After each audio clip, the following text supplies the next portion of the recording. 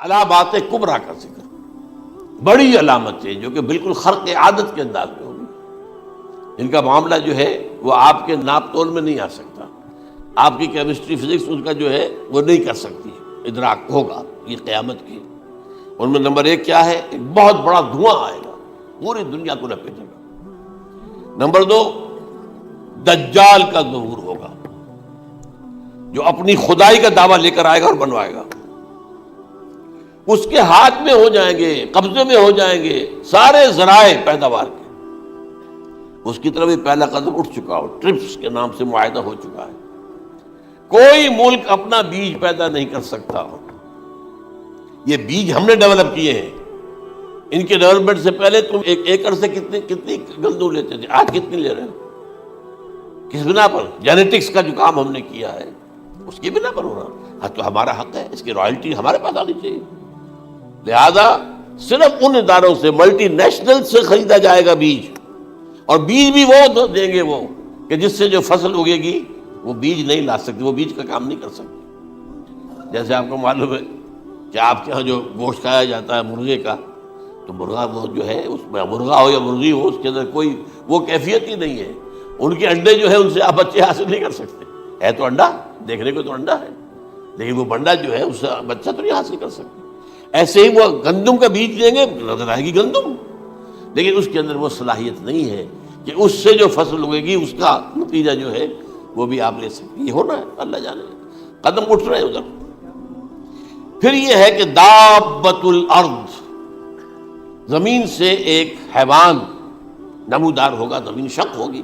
ابھی میں کہہ رہا ہوں خرق عادت ہے، یہ چیزیں وہ نہیں ہیں جو ہماری کسی حساب کتاب میں جو باتیں پہلے آئی ہیں وہ تو حساب کتاب میں آ رہی ہیں، ساری سمجھ میں آ رہی ہیں، ساری چیزیں مشاہدہ ان کا ہو رہا ہے۔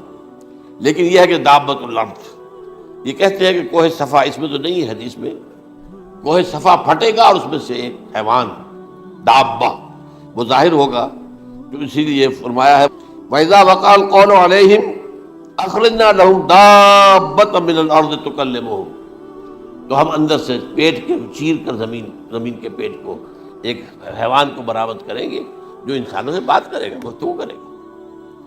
نمبر 4، طلوع الشمس من المغرب، یہ بھی خرق عادت، سورج تو طلوع ہوتا ہے مشرق سے، غروب ہوتا ہے مغرب میں، لیکن اس وقت معاملہ الٹا ہو جائے، یعنی جو کائنات کے اندر جو گڑبڑ ہوگی کچھ سمجھ میں بات آتی ہے کہ یہ معاملہ جو ہے، یہ تو اس پورے سولر سسٹم کو اگر بدل دیتے ہیں تو مشرق مغرب ہو جانا، مغرب مشرق ہو جانا، یہ سمجھ میں آنے والی بات ہے۔ اس کے بعد ہے عیسیٰ ابن مریم کا نزول، جس کے بارے میں آج میں نے گفتگو کی ہے تفصیل سے۔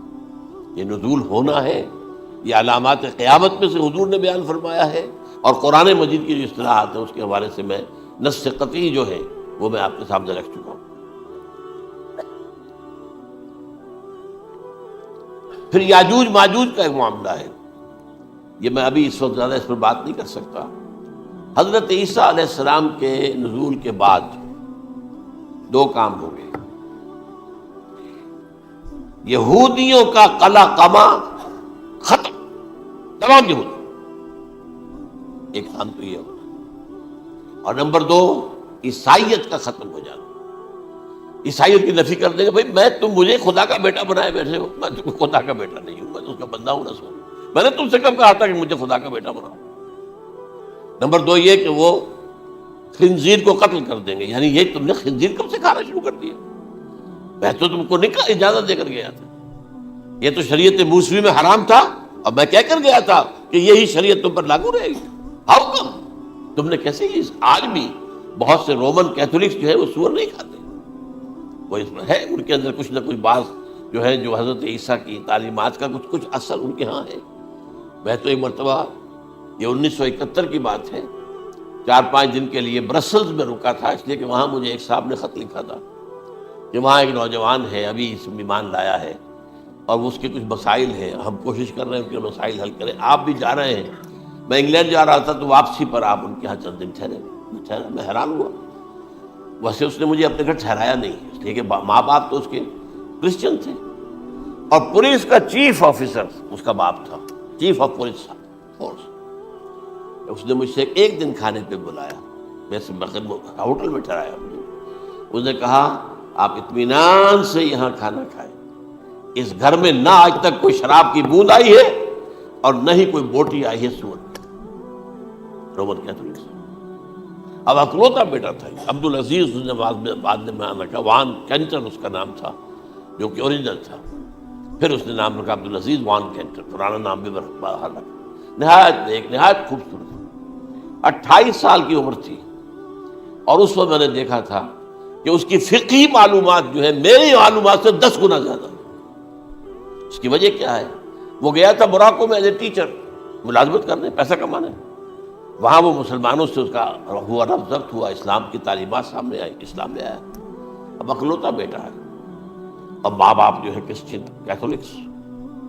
جب وہاں سے واپس آیا تو پھر کہتے ہیں کہ ہمارے درمیان ایک معاہدہ ہے، وی آر لیونگ ٹوگیدر، لیکن یہ معاہدہ ہے ہم مذہب پہ بات نہیں کریں گے، بس باقی جو بھی ہے وہ ساتھ رہ رہے ہیں. لیکن میں حیران ہوا، مجھے معلوم نہیں تھا. اچھا اس کے بعد اس نے جب اسلام کا فیصلہ کیا تو اس کے سامنے سوال آیا کون سی فقہ اختیار کروں. تو اس نے بڑی جو ہے تھورو اسٹڈی کی ہے تمام فقہوں کی، کمپیریٹو اسٹڈی. ان کو کرنے کے بعد پھر فائنل فیصلہ اس کا یہ تھا کہ حنبلی فقہ میں اختیار کروں. چاروں فقہوں میں سب سے لیٹسٹ حنبلی ہے، یعنی حنفی نمبر 1، پھر مالکی نمبر 2، پھر اس کے بعد شافعی نمبر 3، پھر یہ امام احمد ابن حنبل ہے. اور امام احمد ابن حنبل کے زمانے تک احادیث بہت بڑے پیمانے پر جمع ہو چکی تھی، جبکہ ابھی حضرت امام ابو حنیفہ کے زمانے میں کوئی اتنا زیادہ جو ہے حدیث کا بھی ذخیرہ نہیں بنا تھا. اسی پر تو لوگ حیران ہوتے ہیں کہ زیادہ حدیث امام ابو حنیفہ کے علم میں نہیں تھی، لیکن بجحال ہے کہ ان کا کوئی فتویٰ جو ہے کتاب اور سنت کے خلاف ہو. اگرچہ انہوں نے صاف کہا کہ اگر تم پاؤ کوئی ایسی سچی حدیث، پختہ حدیث جو میری کسی رائے کے خلاف ہو تو میری رائے کو دیوار پر دے مارنا اور اس صحیح حدیث کا پیروی کرنا. لیکن ویسے اس کے بعد یہ کمال یہ ہے کہ بہت ہی کوئی شاذ معاملہ ہے کہ جس میں ان کا کوئی فتویٰ وہ کتاب و سنت کے منافی ہو یا سنت کے منافی ہو. کتاب پہ تو سوال پیدا نہیں ہوتا، کتاب تو ساری ان کے سامنے موجود تھی. اس کے بعد یہ ہے کہ یاجوج ماجوج، جیسے میں بتا رہا تھا آپ کو کہ جب عیسائیت بھی ختم ہو گئی، یہود ویسے ختم ہو گئے، استیصال ہو گیا، جڑ کٹ گئی. اب عیسائیت گویا کہ اسلام میں ضم ہو گئی. عیسائیت مذہب ختم، یہودی خود ختم. اب یہ طاقت کتنی ہو جائے گی؟ تقریباً 2/3 دنیا آ گئی. تمام اب عیسائی 2 ارب کے قریب ہے، 1 ارب 90 کروڑ ہو گئے، یا مسلمان بھی 1 کروڑ 50-60 لاکھ ہیں. دونوں کو جوڑ لیجیے کتنے ہو گئے؟ 6 ارب کل آبادی ہے. لیکن اس کے بعد آتا ہے یاجوج ماجوج کا خروج. یہ یاجوج ماجوج میرے نزدیک چائنا اور رشیا ہے. ان کی مجموعی طاقت اتنی ہوگی اور یہ اس طرح آئیں گے ہر اونچائی پر سے اترتے ہوئے، پھسلتے ہوئے. جیسے 1962 میں جب وار ہوئی تھی بٹوین چائنا اینڈ انڈیا 1962 میں، تو وہ اس وقت کا نقشہ مجھے آج بھی اخبارات میں پڑھتا تھا تو یاد، waves after waves of Chinese soldiers were coming down the slopes of Himalayas. یہ تو وہ ہے نا جن کی تعداد کا کوئی حساب نہیں ہے. اور رشیا اور یہ مل کر جو ہے، میرا اندازہ یہ ہے کہ جب پہلے ملحمۃ العظمیٰ ہوگی وہ عیسائیوں اور مسلمانوں کے درمیان، اس وقت یہ دونوں پاورز نیوٹرل رہیں گی. لیکن غالباً یہ بات طے کر لیں گی کہ ویپنز آف ورلڈ جو ہے ماس ڈسٹرکشن، یہ استعمال مت کرنا. اگر یہ ویپنز آف ماس ڈسٹرکشن استعمال کرو گے تو ہم میدان میں آ جائیں گے. اس میں وہ جنگ جب ہو چکے گی، پھر حضرت عیسیٰ کو فتح حاصل ہو جائے گی، اور پھر یہ کہ یہودیت ختم ہو جائے گی، عیسائیت بطور مذہب ختم ہو کر اسلام میں ضم ہو جائے گا. پھر وہ 40 برس کا عہد حکومت ہے حضرت عیسیٰ علیہ السلام. لیکن جب یہ فتح ہو جائے گی ان پر، اب یاجوج ماجوج آئیں گے اور اتنی تعداد میں آئیں گے کہ بحیرہ طبریہ جو ہے اس کا سارا پانی پی جائے گا. یہ تو اگر آپ کو کبھی اندازہ ہو یا کوئی آپ جانیں ان لوگوں کو جو ان چینیوں سے واقف ہیں، وہ کہتے ہیں زمین پر ہلتی ہوئی کوئی چیزوں سے وہ چھوڑی کھا جائیں گے. جہاں وہ جاتے ہیں ایز اے لیبرر، وہاں کے جو سارے کتے ہیں ختم، ساری بلیاں ختم، ہر شے، وہ جو سانپ کھاتے ہیں، ہر چیز کھاتے ہیں. اور یہ تمام ایسٹرن کنٹریز کے اندر ہوتا ہے، بڑی ڈیلیشس ڈشز ہیں یہ، سانپ وغیرہ وغیرہ، اور یہ جس طرح کھا جائے، پانی پیا ایک قطرہ نہیں رہے گا اس پر.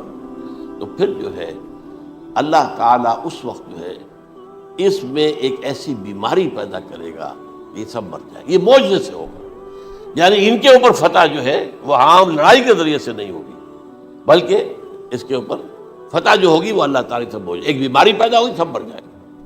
اور اس کے بعد اللہ تعالیٰ ایسے پرندے بھیجے گا بڑی لمبی لمبی گردنوں والے، وہ ان سب کو کھا جائیں گے. جیسے ہمارے ہاں گدھ ہوتے ہیں وہ ان کو صاف کر دیں گے. ورنہ تو یہ ہے کہ پوری دنیا کے اندر جو بدبو اور جو پیدا ہوتا معاملہ اس سے، تو اس نوع انسانی کی بقا ممکن نہیں تھی. ان کے خاتمے کے بعد پھر یہ ہوگا کہ حکومت اسلامی جو ہے پوری دنیا میں حضرت مسیح علیہ السلام کی ہوگی.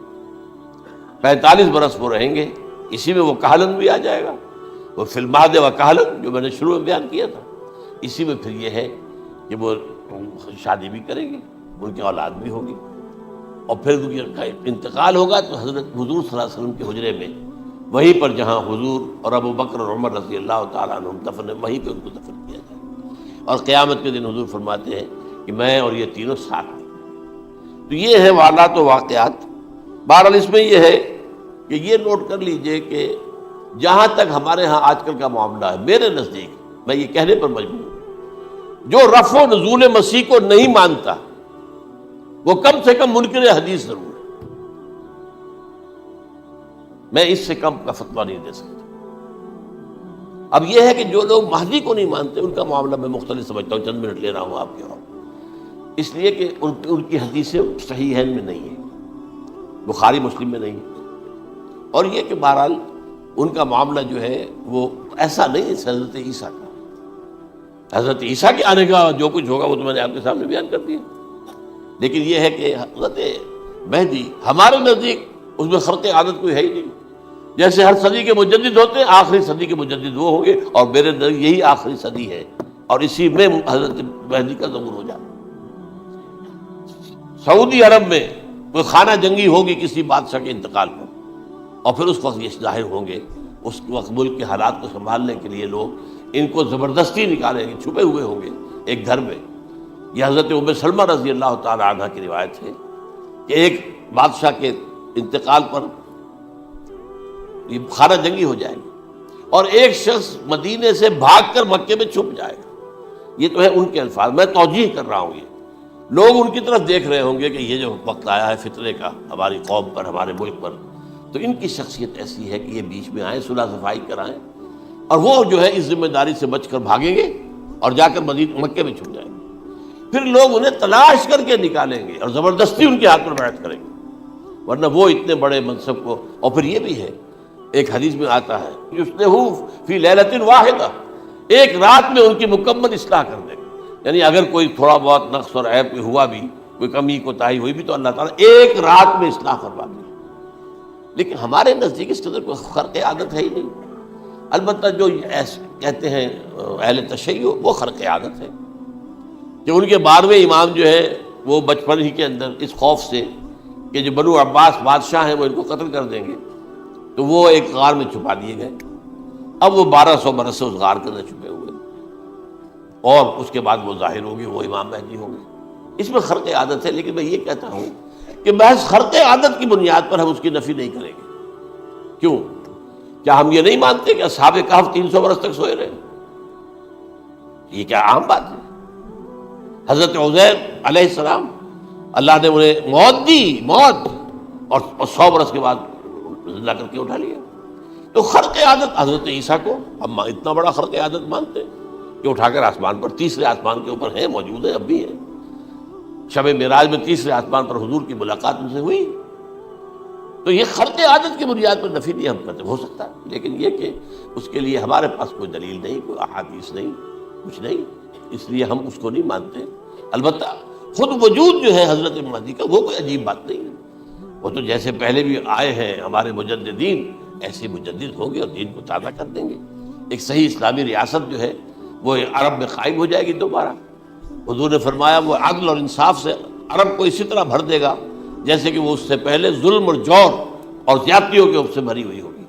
تو یہ کام ہوگا، یہ تو مجدد کا کام ہوتا ہی ہے.